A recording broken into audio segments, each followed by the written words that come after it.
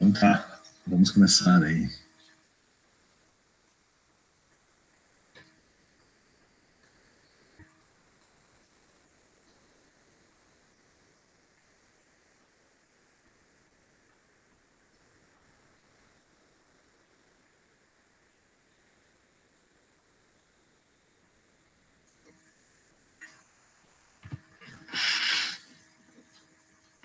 Então, vamos falar sobre difração. Vocês já ouviram falar de difração? Nós vamos fazer o seguinte, vai ser uma aula mista, ou seja, uma parte da aula eu vou falar, e uma parte da aula um aluno meu, do doutorado, vai falar, que é o Johnny.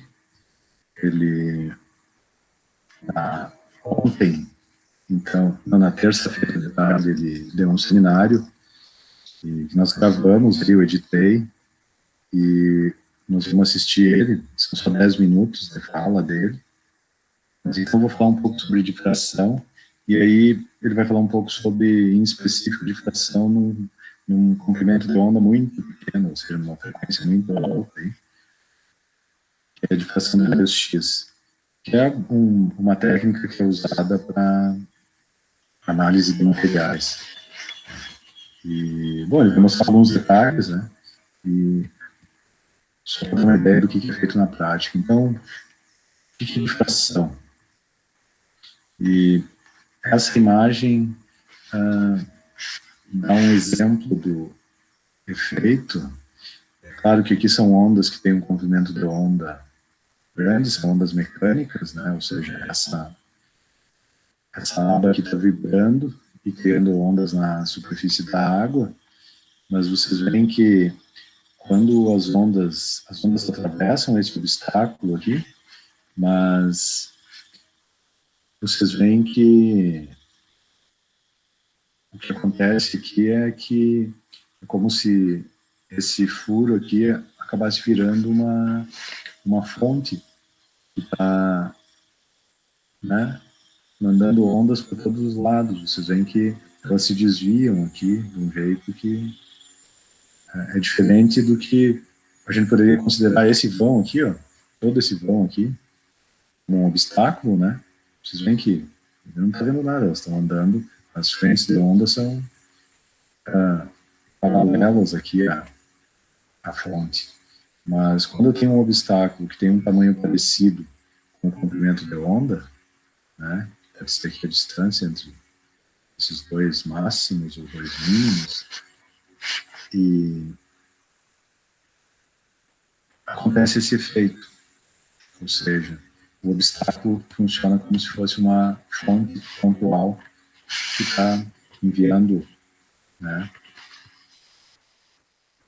onde as ondas estão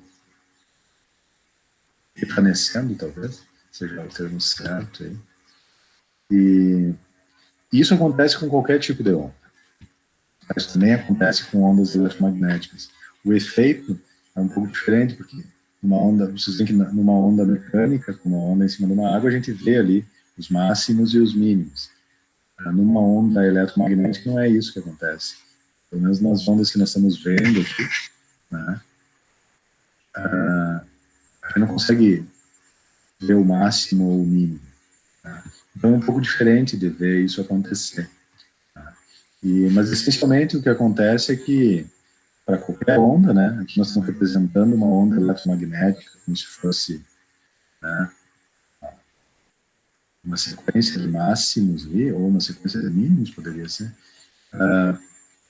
e a frente de onda é paralela a esse obstáculo, então vocês veem que o que nós estamos tentando representar aqui é que se, por exemplo, a abertura aí tem 6 vezes o comprimento de onda, já é possível perceber uma onda difratada, mas se esse comprimento de onda vai diminuindo, esse efeito vai ficando cada vez mais evidente. Tá? E aqui nós temos 1,5, e se a gente diminuísse mais ainda o comprimento de onda, seria mais visível ainda. Tá? Bom, isso é a natureza, é assim que funciona. Entende? Se eu tenho um obstáculo que tem um tamanho parecido com o comprimento de onda, pode ser um furo, pode ser uma fenda, o que for. Se uma frente de onda paralela incide ali, isso pode acontecer com ondas mecânicas, pode acontecer com a luz visível, pode acontecer com ultravioleta, com raio-x, o que for. Vai acontecer esse fenômeno. Perguntas, comentários?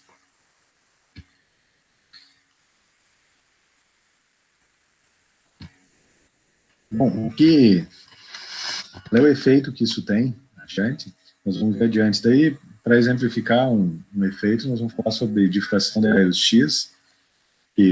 Então, difração vai acontecer quando os obstáculos têm um tamanho parecido com o comprimento de onda. Tá? Então, para raios X, que tamanho esses obstáculos têm que ter? A pergunta é, qual é o comprimento de onda dos raios X? Você tem ideia? É na ordem de 10 a menos 10. Exatamente. Metros. Ou seja, décimos de nanômetro. Então, 10 menos 10 é Angstrom, e é um décimo de um nanômetro.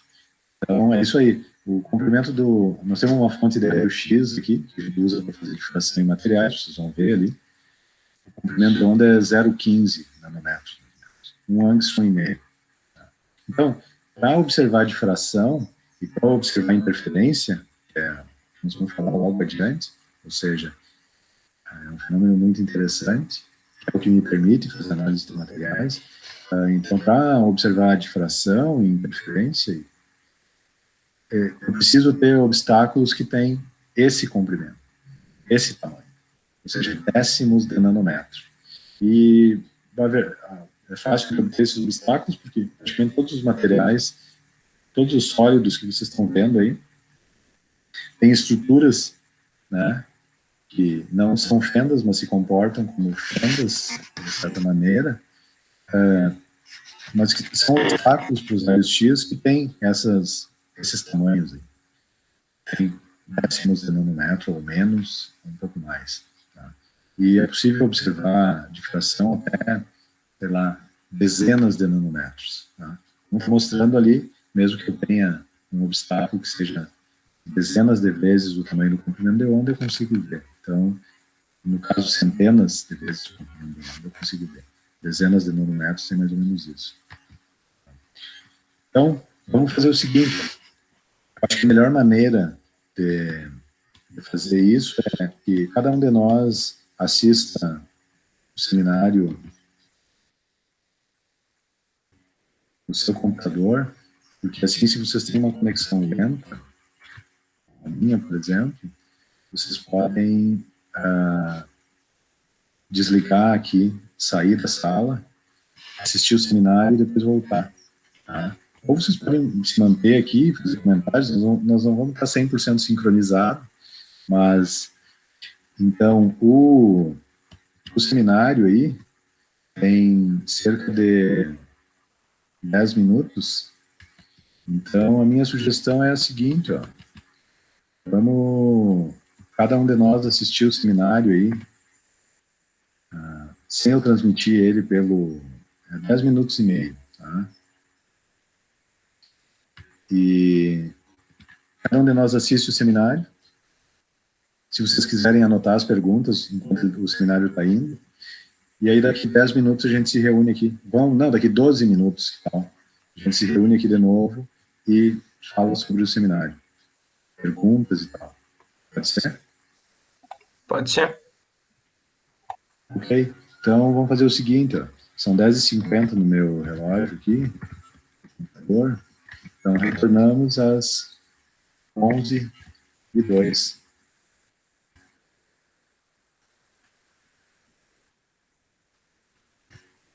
Ok? E quando vocês voltarem aí, deem um alô aí, escrevam alguma coisa no chat, que daí eu sei que vocês retornaram.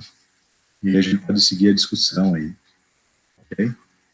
Então eu vou assistir também agora de novo, e aí a gente fica ligado aí. Claro. Até daqui a pouco. Qualquer material, entende? Qualquer material é um arranjo de átomos. Então, teoricamente, esse efeito sempre vai acontecer. Tá? Então, por isso que ele falou que a gente analisa materiais de tudo que é lugar, de todos os cursos, etc. Porque, né, tem qualquer material, né, qualquer pedacinho de material é um arranjo de átomos, e tem zilhões de átomos. Né? E é claro que tu viu ali que aquele gráfico em particular que ele mostrou, né, ele é o gráfico de um material, é óxido de alumínio. Quando a alumina é monocristalina, ou seja, quando tem um cristal e todos os átomos estão perfeitinhos, assim, por um tamanho, né, talvez milimétrico, a gente chama de safira, né. Na verdade não é óxido de alumínio puro, mas safira é isso, é óxido de alumínio, dependendo do tipo de impureza, que tem a mesma cor, né. Mas essencialmente é isso, aí ele tem um pó, né, moído de alumina, que é uma coisa super dura. O que a gente usa nos laboratórios tem aqueles recipientes que a gente usa para moer coisas, né? Em geral, o recipiente e o bastão que a gente usa para moer são de alumina. É um material muito duro. É um padrão também, ou seja, aquela família de picos que aparece ali no experimento de difração é sempre a mesma. Os picos têm aquela intensidade relativa, então me permite identificar. Mas qualquer material tem um padrão de difração. Ele só não vai ter se os cristalitos forem muito pequenos, ou seja, o material não é um monocristal, quer dizer que não são o material inteiro um arranjo perfeitinho. É um arranjo perfeitinho numa região pequena, né? E esses pequenos grãos aí, eles estão todos grudados uns nos outros aí, no material. E cada um desses cristais tem a mesma estrutura cristalina para o mesmo material. Mais que os cristais não sejam coerentes, todos eles iguaizinhos. Não sei se eu respondi a pergunta. Sim, sim.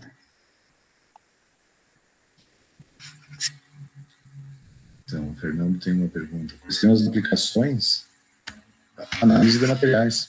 Isso é usado em, né, todos os materiais. Porque o que acontece? Os materiais que nós produzimos aqui no laboratório são extremamente finos, muito pequenos, em nanômetros. Então, eles são invisíveis. A gente não consegue ver eles com o olho. Ou seja, o material está lá, ele está sendo grudado num substrato, ou seja, eles são como se fosse uma tinta invisível em cima de um pedaço de vidro ou um pedaço de silício, né? Eu não tenho como ver ele. E, então, para enxergar o material, eu tenho que usar um comprimento de onda que seja desse tamanho, hein, na ordem dos nanômetros. Então, a gente usa raio-x. Então, uma aplicação é analisar os materiais, ou seja, a gente é capaz de produzir o material e tem que ser capaz de identificar o material que foi produzido. Entende? Porque os processos de fabricação são muito complicados. Então, se em alguma parte do processo acontece um erro, pode ser que o material que eu produzi não é exatamente o que eu esperava produzir. Então, eu tenho que ter uma maneira de lá no final, depois que o material está pronto, confirmar que o material que eu produzi é exatamente o que eu tinha planejado.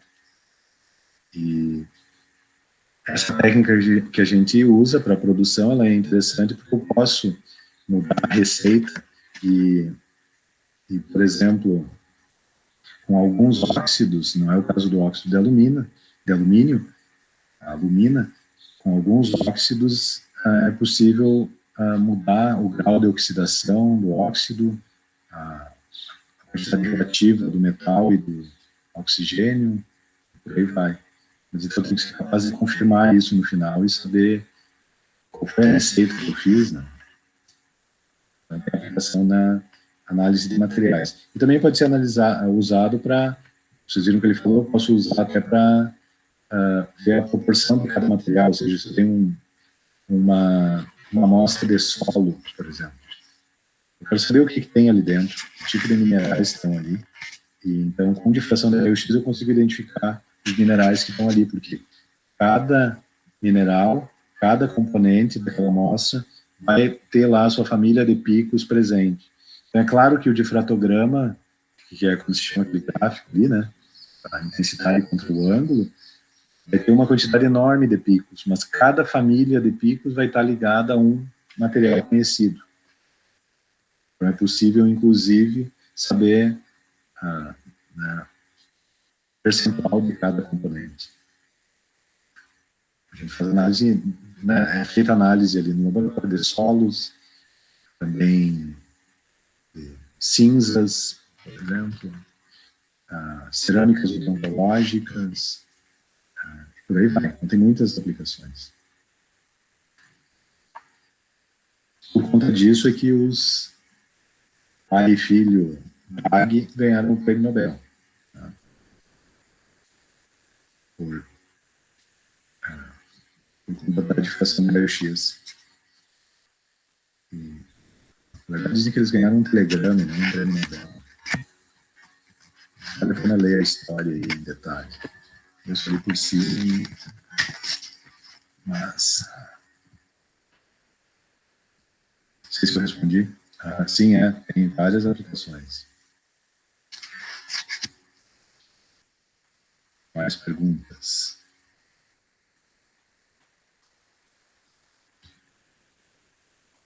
Bom, fiquem à vontade para olhar de novo, né? E tem o endereço aqui, você já tem o endereço. Esse vídeo vai sair do ar por uns dias, porque ele vai virar uma estreia lá no meu canal, então ele vai ficar uma semana fazendo propaganda, e daí ele vai ser divulgado, porque ele não está sendo divulgado ainda, ele vai ser divulgado a partir do sábado, vai no ar na sexta de manhã. Lá no meu canal, toda sexta de manhã tem um vídeo sobre algum assunto de física do programa de pós-graduação. Mas vocês podem olhar de novo, se tem outras dúvidas, né? Me perguntem, vocês podem até comentar lá no vídeo também, o Johnny vai poder responder. Fiquem à vontade. Vamos em frente, então. Então, vocês viram que ele falou do Thomas Young, e o que é, afinal, esse experimento que demonstra que a luz é uma onda e que, portanto, pode acontecer não só difração, mas interferência, ou seja, é possível ter lugares onde ondas vindas de diferentes pontos do material, né? O que acontece na difração do raio-x? Eu jogo o raio-x no material, o raio-x é espalhado ou refletido, se vocês preferirem, em todas as direções, e em alguns pontos eu observo interferência construtiva ou destrutiva.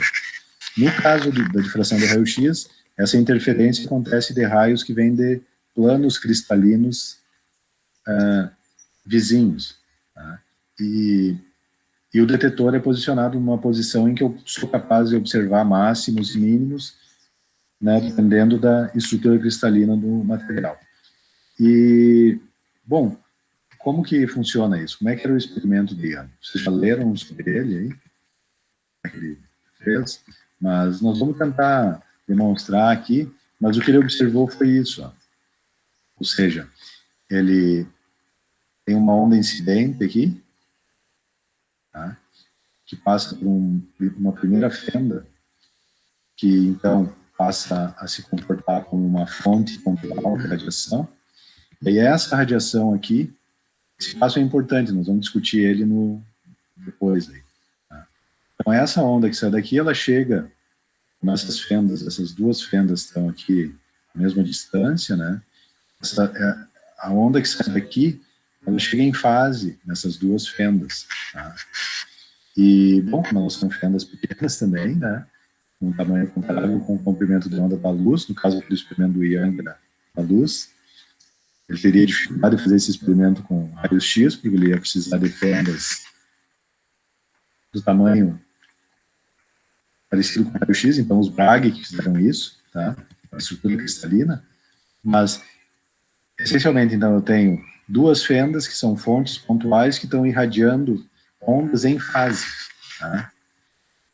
O que vai acontecer é o mesmo que acontece nas ondas na água, né? Vocês já podem ver esse experimento, já viram talvez uma imagem, né?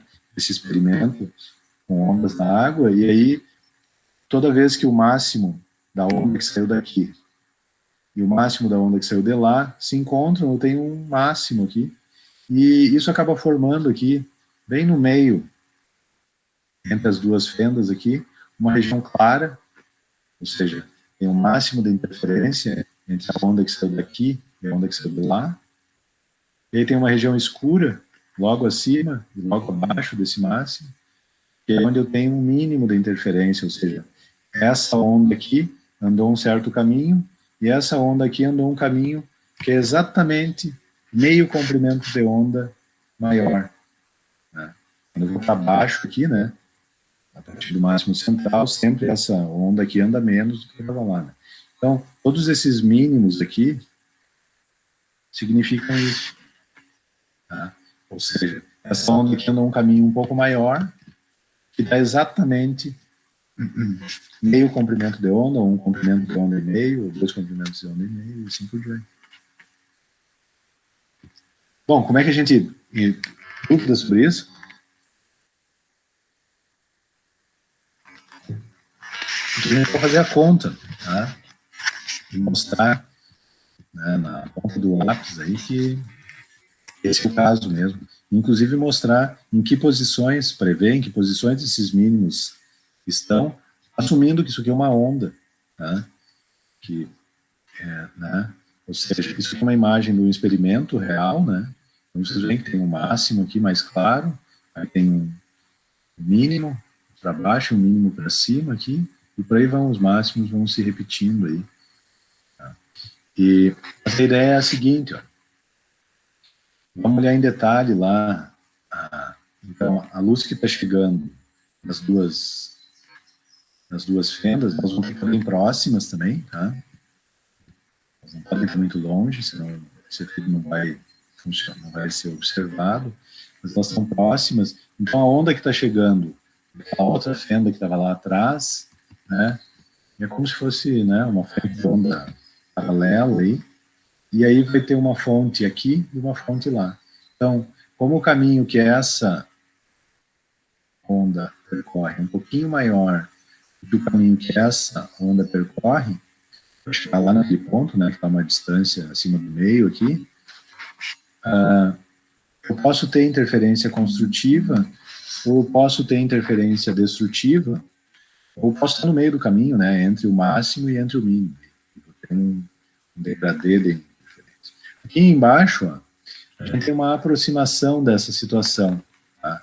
Porque na prática, isso aqui só é observado quando essa distância aqui, ó, essa distância entre as fendas e a tela, tá, é muito maior do que a distância entre as fendas, aqui, esse D pequeno. Tá?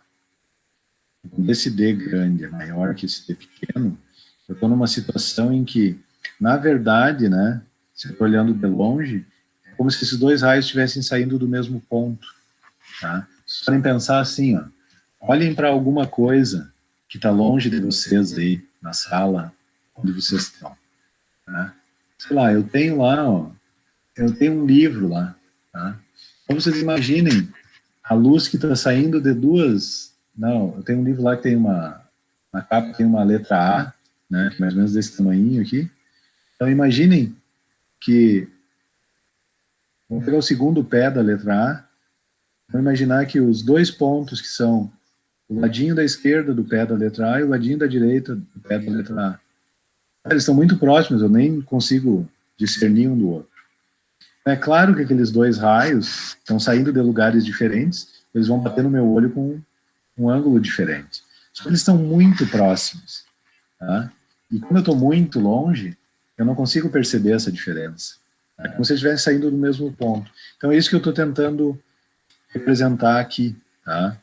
Ou seja, embora as fendas estejam em lugares diferentes, separadas por uma distância d, essa distância d é muito menor que a distância até o anteparo lá, onde eu estou vendo o padrão da interferência, é como se elas estivessem no mesmo lugar. Então, o efeito que isso tem é que é como se esses raios aqui fossem paralelos. Tá? Então, vocês entendem que isso é uma aproximação. Tá? Isso é uma aproximação. No entanto, ela é uma aproximação muito boa. Tá? Por conta dessa aproximação, fica fácil calcular a diferença de percurso entre a diferença de tamanho entre o percurso que o raio que saiu da fenda 1 fez e o raio que saiu da fenda 2 fez. Porque olha aqui, ó, isso aqui forma um triângulo retângulo, né?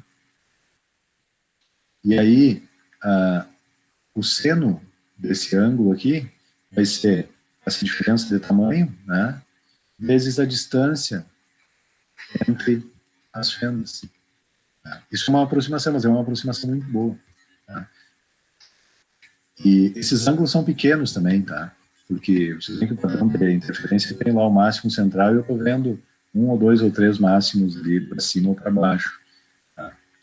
Mas então, ó, essa diferença de percurso aqui é, na verdade, essa distância aqui, D, entre as fendas, vezes seno θ. Né? Por quê? Porque esse ΔL aqui, né? Ou melhor, o seno θ é ΔL, cateto oposto, dividido pela hipotenusa, que é o B. Isso quer dizer, então, ó, que eu vou ter uma interferência construtiva, ou uma imagem mais clara, toda vez que essa distância aqui, essa diferença de percurso, é um número inteiro do comprimento de onda, que é um número inteiro aí, 0, 1, 2, 3, vezes lambda, o comprimento de onda da luz. Então, aquilo que a gente disse lá, deduziu, sem fazer conta, é muito fácil de fazer a conta, por conta disso, porque a distância entre as fendas é muito pequena, né, comparado com a distância onde está o anteparo. Vocês já fizeram esse experimento? Isso é laboratório 4, então, só se vocês fizeram laboratório 4 adiantado. Se não fizeram, talvez na escola tenham feito. Sim ou não? Eu não lembro. Acho que não, professor. Mas é um experimento que dá para fazer. É um experimento que dá para fazer, aqui dá para fazer, né? A gente faz aqui, mas vocês não estão tendo laboratório 4, né? Não. Okay. Mas então, e aí, claro que isso são os claros aqui, né? Aqui é o máximo central e esse aqui é para m igual a 0, esse aqui é para m igual a 1, esse aqui de baixo também é para m igual a 1, né? Porque esse é o ângulo para lá, para cima ou para baixo, né? Em relação.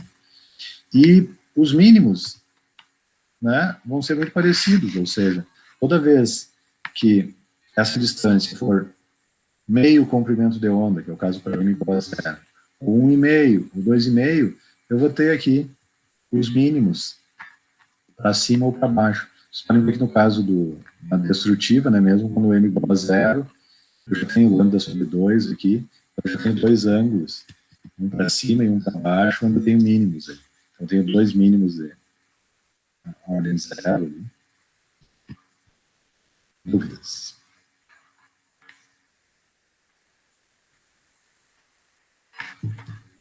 É importante lembrar, claro, né, que isso aqui, né, vale para esse caso, em que o D aí é muito maior que o D pequeno aqui. Ou seja, como se eu estivesse olhando essa coisa com um ângulo só. Né? É claro que se a gente for lá milimétrico, vai ver que o ângulo que um raio percorre não é o mesmo ângulo que o outro raio percorre, porque eles são separados. Só que eles estão tão próximos que essa aproximação é válida. Tá?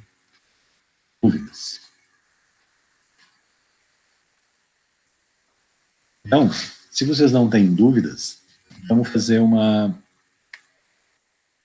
conta aí. Tá? Vocês têm um livro aí? Ou vocês querem que eu projete o exemplo? Eu tenho um livro aqui. Não sei Vocês usar. conseguem abrir aí? Não tenho livro. Tá. Então, vamos fazer o seguinte, ó, vamos fazer a mesma coisa. Vamos dar uns 10 minutinhos aí, a gente faz um intervalo aí, rapidinho, tomar um café, uma água, e aí a gente volta e discute esse problema. Se vocês sobrarem tempo aí no intervalo, já comecem a ler o problema, mas vamos fazer essa conta aí, que tem a ver exatamente com isso aqui. São os números aí, tá? Então, são 11h25, então voltamos às 11h36. Tá?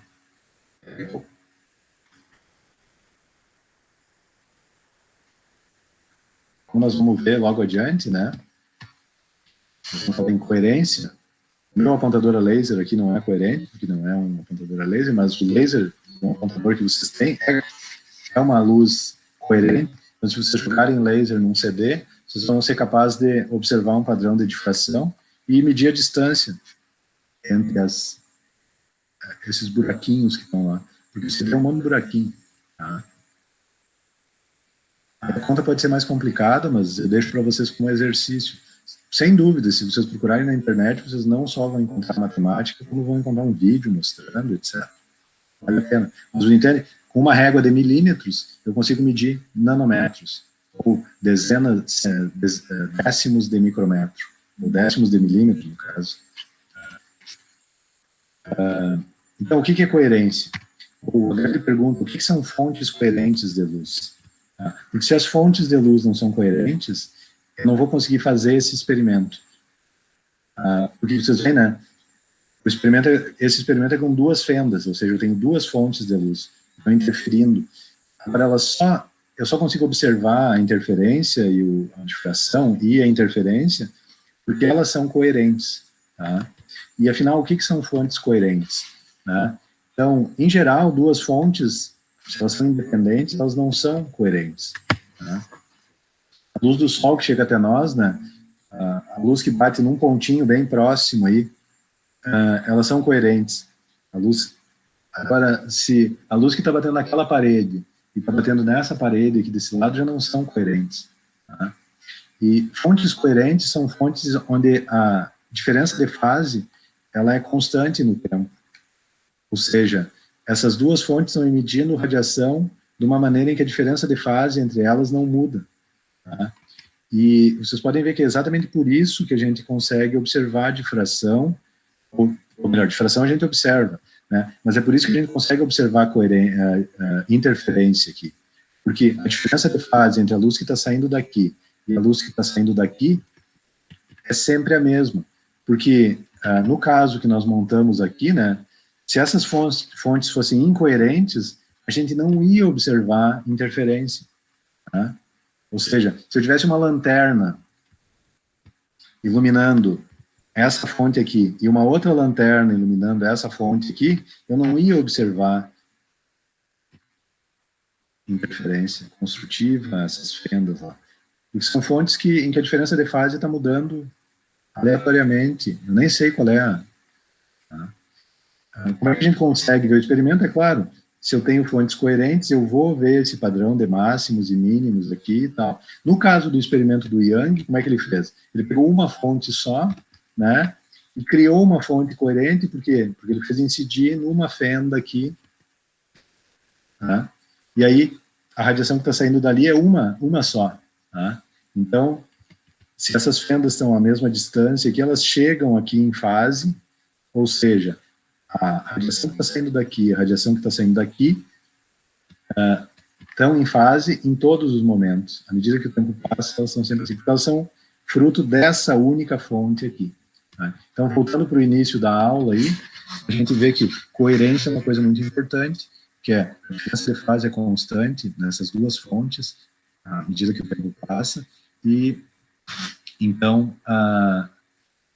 é possível observar a interferência. No caso do laser, no CD vai funcionar porque o laser, todos os pontos que estão irradiando lá, o feixe do laser, por mais que ele pareça ser muito pequeno, ele não é tão pequeno assim, ele vai pegar várias fendas, todos esses pontos são coerentes. Tá? É por isso que funciona, colocando um laser em cima de um CD, senão eu teria que ter uma fenda com um comprimento de, né, com um tamanho muito próximo de meio micron aí, para poder, então, a partir dela, né, ter duas ou várias fendas aqui e observar a interferência construtiva lá adiante. Tá? Mas então, coerência é isso. Dúvidas? Perguntas?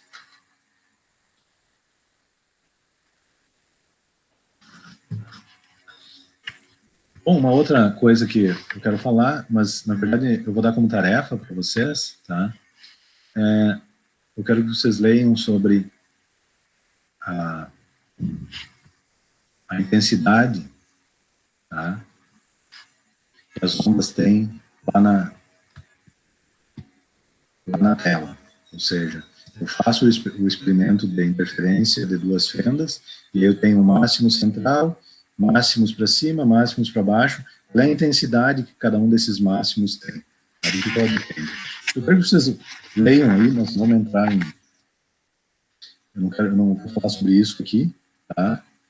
E a gente vai ver porque que, então, a gente observa esse mais claro e mais escuro do que o que a gente esperaria se eu estivesse só iluminando a parede com a mesma fonte, tá? Como se não tivesse acontecendo difração e interferência. Mas, então, vocês leem essa sessão e isso fica como tarefa. Então, a gente termina por aí. Perguntas, dúvidas, comentários?